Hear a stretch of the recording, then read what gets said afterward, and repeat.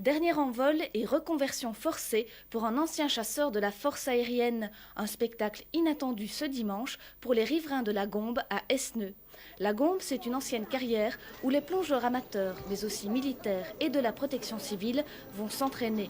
Le centre liégeois d'activités subaquatiques gère ce lieu d'entraînement de façon imaginative. Ce vieil avion vient s'ajouter aux divers circuits qui existent déjà. Cet avion va nous servir à différentes choses. La première, exercice pour la protection civile et les militaires, au point de vue sauvetage futur éventuel, pour d'autres types d'avions. Ça, étant le travail protection civile et militaire.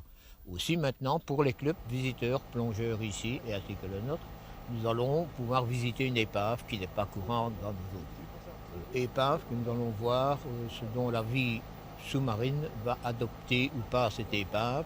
Exemple, si les éponges vont venir dessus, les moules, les bryozoaires, toute cette vie aquatique que nous avons implantée ici à la carrière, qui est très variée, et nous espérons pouvoir retrouver tout ça sur l'avion. Alors ça n'a pas été très facile d'installer l'avion là-bas, comment est-ce que ça s'est passé? Les premières difficultés ont été de l'obtenir d'abord.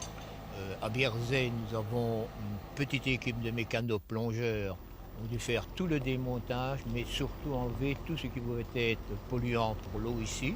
On parle des huiles hydrauliques et autres, donc toutes tuyauteries ont été enlevées, nettoyées au Karcher, démontées complètement. Grâce à la protection civile, nous l'avons amené jeudi dernier sur le parking tout près de nos caravanes ici. Là-bas, nous avons dû, mais vraiment comme en temps de guerre, tirer notre plan pour remonter cet avion parce que nous n'avions pas le matériel prévu initialement.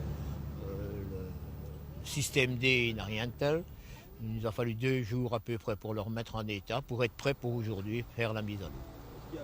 Il a fallu une grue de 90 tonnes et de 40 mètres de haut pour immerger la carcasse de l'avion.